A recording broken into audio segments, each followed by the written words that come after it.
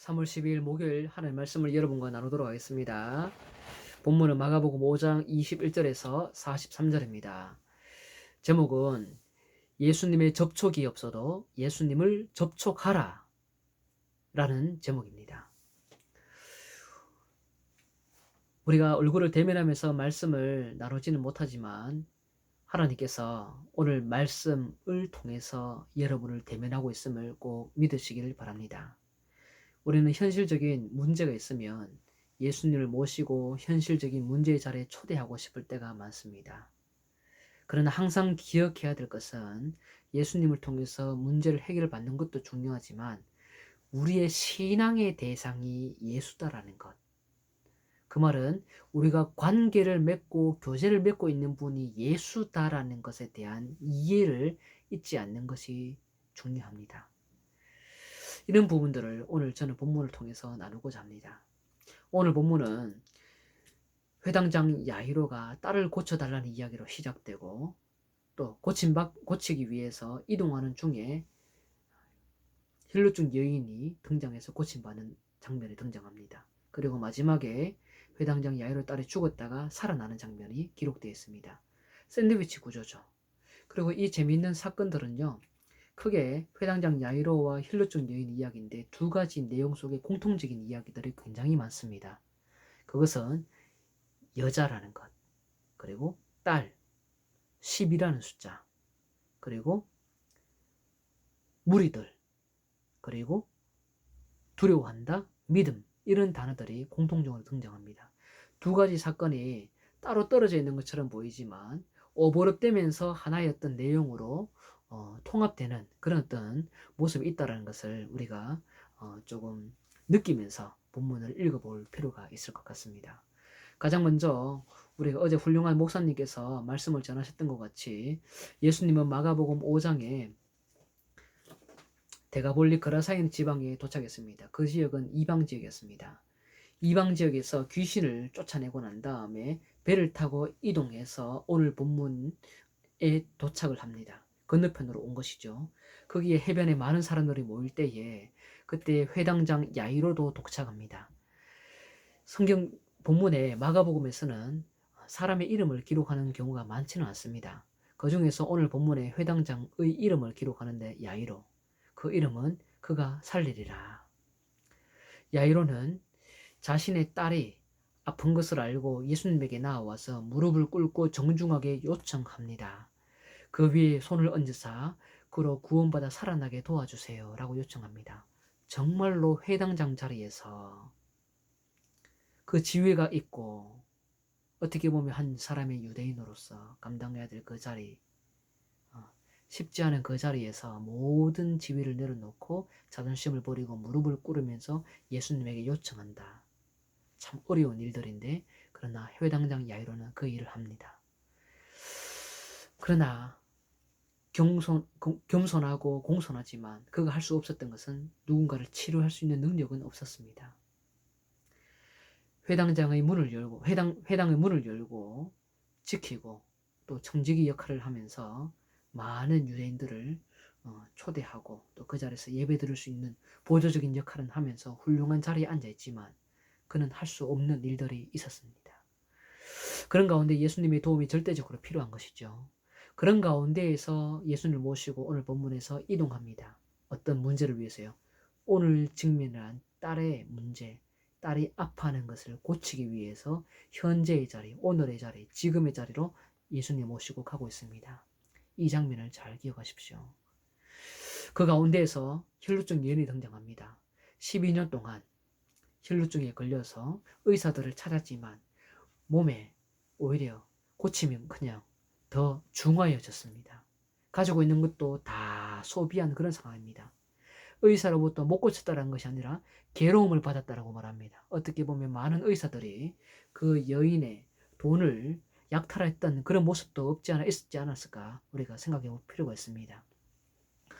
이런 가운데에서 그는 예수님이 지나가는 소문을 듣고 난 다음에 소문만 듣고 많은 무리들이 예수님을 뒤에서 밀고 있을 때에 에워싸고 있을 때에 그 사람들을 뚫고 예수님에 다가가서 접촉합니다. 왜요? 속으로 그의 옷가에 손만 대어도 구원을 받을 수 있을 것이다 라고 생각을 했기 때문입니다. 마가복음을 보면 3장 10절, 6장 56절에 보면 많은 사람들이 예수님의 옷에 몸에 손만 대어도 구원을 받았고 또 치료받았고 또 그렇게 될 것을 기대하면서 예수님을 따라다녔던 사람들이 많이 있었습니다. 그런 가운데서 오늘 본문에서도 특별히 예수님을 에워싸 밀면서 움직였던 사람들이 많았죠. 그러나 그 중에서 유일하게 한 사람만이 예수님의 옷에 예수님을 신뢰하면서 고침받을 것을 기대하면서 접촉했던 사람은 혈루증 여인뿐이었습니다. 그렇게 해서 접촉했을 때에 그의 혈루의 근원이 깨끗하게 나았습니다. 완전히 고침받았습니다. 구원을 받은 것이죠. 그런 가운데에서 예수님은 제자들에게 갑자기 묻습니다. 누가 내 옷에 손댔노? 누가 내 옷에 손댔노?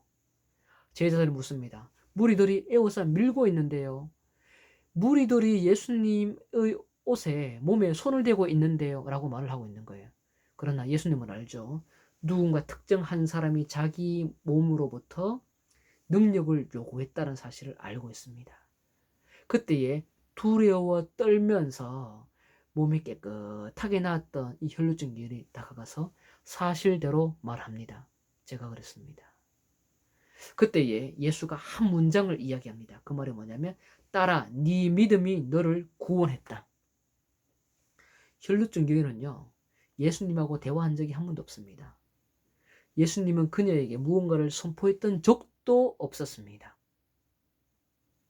어떤 제스처를 취한 적도 없고 말한 것, 행동한 것 하나도 없었습니다. 오히려 이미 고침받은 그 여인에게 여인이 예수의 옷가에만 손을 대어도 구원을 받을 수 있을 것이다 라고 가졌던 그 사건, 이미 과거에 일어난 사건, 고쳐졌던 그 사건에 대해서 결말만 이야기할 뿐입니다. 딸아, 네 믿음이 너를 구원한 거야. 이미 구원받은 거야. 어떤 대화가 있었습니까? 없었습니다. 여인이 회당장 야이로처럼 공손하게 정중하게 찾아간 모습이 또 있었나요? 전혀 없습니다. 오히려 막무가내로 경우 없이 모든 사람을 부정하게 만들 수 있는 그런 상황들, 굉장히 무례하게 예수님의 옷가에 손을 대었죠. 무리를 뚫고 무리가 부정해지면 어떡하려고. 요새 코로나19 바이러스처럼 말입니다.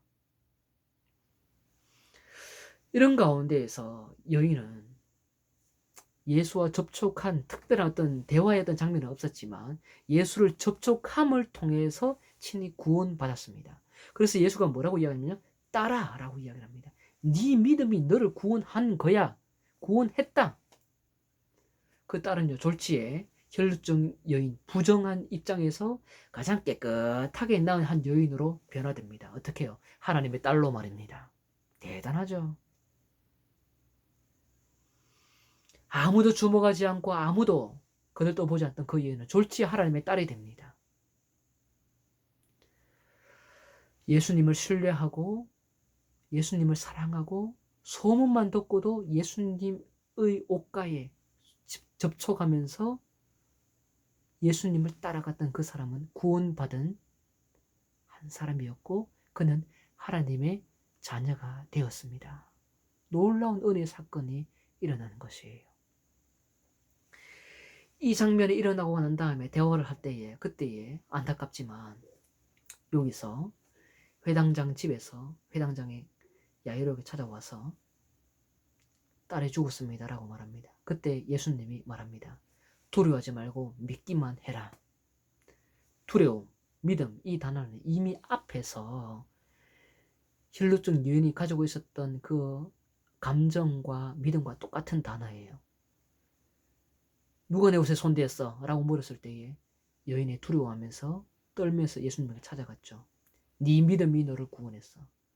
회당장에게 똑같이 요구합니다. 두려워하지 말고 믿기만 해라.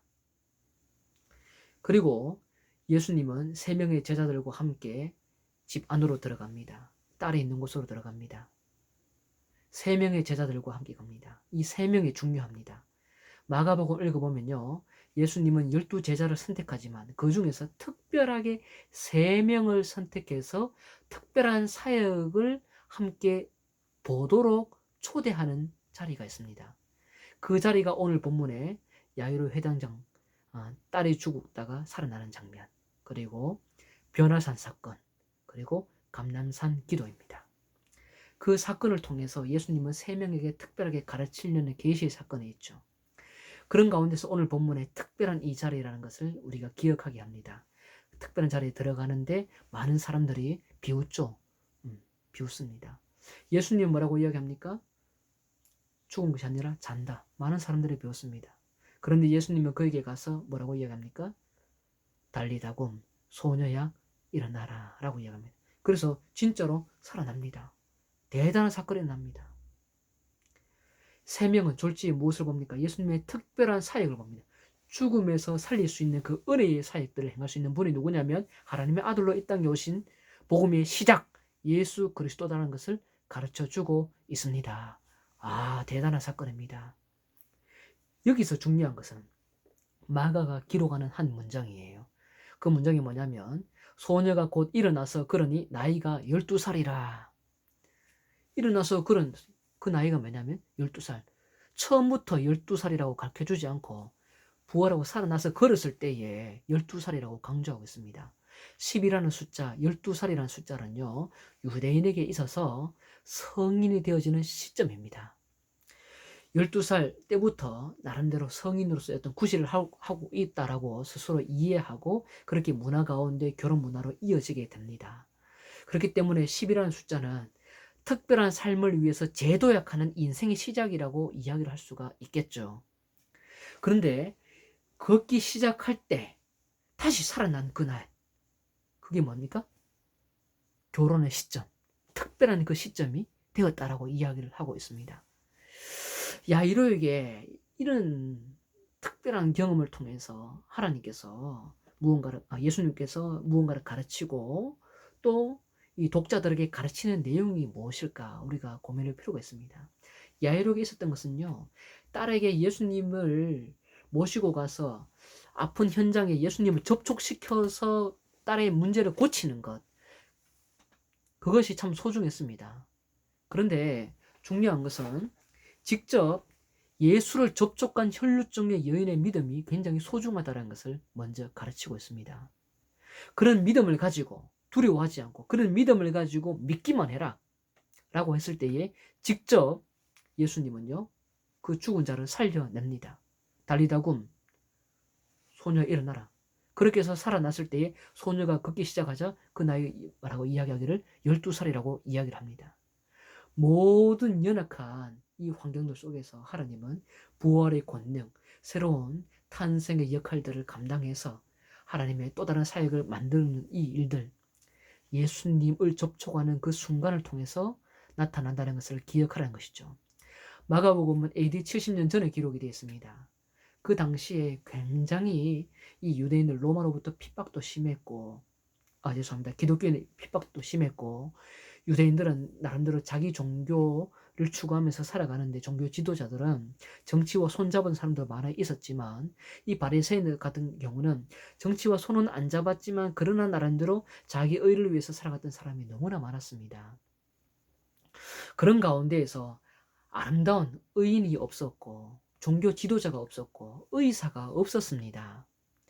회당을 지킬 수 있는 진정한 그런 어떤 능력이 있는 지도자가 많지 않았습니다. 그 가운데에서 문제를 풀기 위해서 예수님이 다시 이 땅에 오면 좋겠다라고 예수님의 재림도 기다렸을 것입니다. 그러나 지연되고 있었죠. 그 가운데에서 예수의 운동이 다시 나타나기를 원할 때 예수님 빨리 오셔서 예수님을 모시고 이 모든 문제를 풀고 싶은 그런 환경 속에서 그들에게 중요한 것은 예수님 자신을 먼저 접촉하는 것, 예수님을 신앙의 대상으로 모시고 있다는 것에 대해서 그 신앙을 접촉하고 예수에게 코드를 맞추고 살아가는 것, 그것이 이 독자들 마가복음을 읽는 공동체에게 굉장히 중요하다는 것입니다. 야이로가 혈루증 여인을 통해서 가졌던 그 믿음을 가지고 있다면 이 소녀야 일어나라. 이미 부활의 권능을 기억하고 새로운 탄생, 새로운 인생의 재도약할 수 있는 놀라운 능력들을 공급받았던 것처럼 마가복음을 읽고 있는 모든 독자들도 그렇게 예수님이 지금 오셔서 어떤 특별한 일들을 하기 전에 예수님을 접촉하는 그 순간을 통해서 모든 부활의 능력이 다시 이미 일어나고 있고 소생의 역사가 나타나고 있다는 그 현실, 그것을 꼭 기억을 하거라. 신앙의 대상 예수를 접촉하거라 라고 이야기를 한다는 것이죠. 신앙생활 많이 한 사람이 예수와 함께 문제의 자리로 가는 것보다 더 중요한 것이 있습니다. 그것은 초신자가 신비한 힘을 예수가 가지고 있다는 것을 기억하면서 예수를 붙잡는 것, 먼저 예수에게 접촉하는 것, 어떤 상황과 경우의 수, 이 모든 것을 초월해서 무례함, 또 답답함, 또 부정해질 수 있다는 것, 이런 모든 생각도 가지고 있음에도 불구하고 물을 뜯고 예수를 접촉하면서 예수 앞에 나아가는 것, 그것이 신앙을 많이 가지고 있는 그런 사람보다 더 중요한 거예요. 그렇기 때문에 신앙생활 하면서 가장 뒷자리에서 예수를 잘 알지 못해 무례하게 예수를 찾는 그 한 사람의 신앙이 회당장 야이로보다 더 소중하다라는 것을 우리에게 가르쳐주고 있는 것입니다. 그러므로 현실의 자리에, 문제의 자리에 예수를 초대하려고 하기보다 먼저 우리의 신앙의 대상이신 예수님을 붙잡고 접촉하면서 예수와 함께 살아가려고 할 때에 예수님은 놀라운 죽음의 자리에서도 우리를 부활시켜 하나님의 놀라운 생명을 공급받아 이 땅에서 살아갈 수 있는 능력을 공급한다는 사실 꼭 믿으시길 바랍니다. 우리는 현실의 문제를 해결하기 위한 치료자, 대안자로서의 예수를 붙들기보다 이제는 예수를 붙드는 그 믿음, 예수를 접촉하는 것에 조금 더 마음을 가지고 조금 더 신앙의 대상 예수와 함께 오늘 걸어가는 자리가 되면 참 좋을 것 같습니다. 2000년 전에 일어난 예수 운동은 예수께서 죽으시고 부활하시고 다시 오신다고 약속하셨습니다. 오시기 전까지 예수님은 사역을 하시는데 누구와 함께 하느냐면 이미 살아있는 그 예수에게 신앙의 대상이지만 보이지 않지만 추상적인 그 예수에게 초점을 맞춰서 접촉하는 그 순간 예수는 여러분과 저와 함께 일하고 있고 부활의 능력을 공급한다는 사실 꼭 기억하시길 바랍니다. 예수를 모셔 올려고 하기보다 이미 이 자리에서 예수와 함께 더불어 잘 살아가 이 모든 어려운 현실 넉넉히 잘 이겨나가시길 주의 이름으로 간절히 축복합니다.